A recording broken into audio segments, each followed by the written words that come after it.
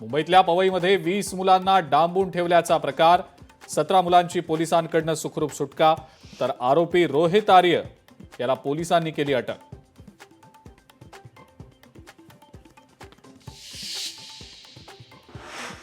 अंडरवर्ल्डची connection संदर्भात ममता कुलकर्णीचे खळबळजनक वक्तव्य.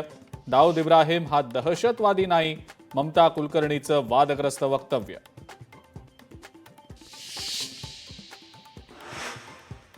जैन बोर्डिंग जमीन व्यवहार प्रकरणी धर्मादाय आयुक्तांनी हा व्यवहार रद्द करण्याचे दिले आदेश. जैन समाजासाठी मोठा निर्णय.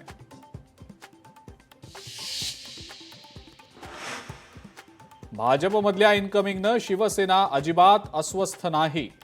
भाजपच्या ऑपरेशन लोटस संदर्भात रवींद्र धंगेकरांची प्रतिक्रिया.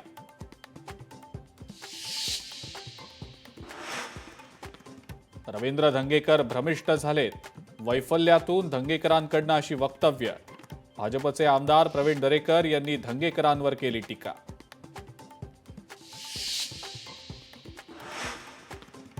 अनिल परब यांच्या तक्रारीनंतर आता महसूल विभागाचा योगेश कदम यांना दणका. डेंटल कॉलेज परिसरामध्ये जगबुडी नदीतल्या गाळ बेकायदेशीर टाकल्याप्रकरणी मंत्री कदम यांचे सख्खे चुलते अरुण कदम यांच्यावर महसूल विभागाची कारवाई.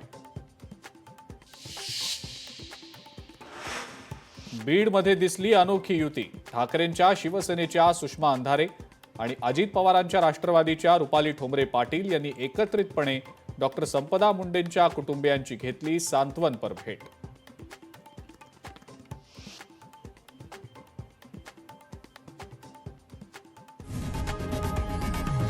लोकशाही मराठी ऐका, पहा, जागरूक रहा.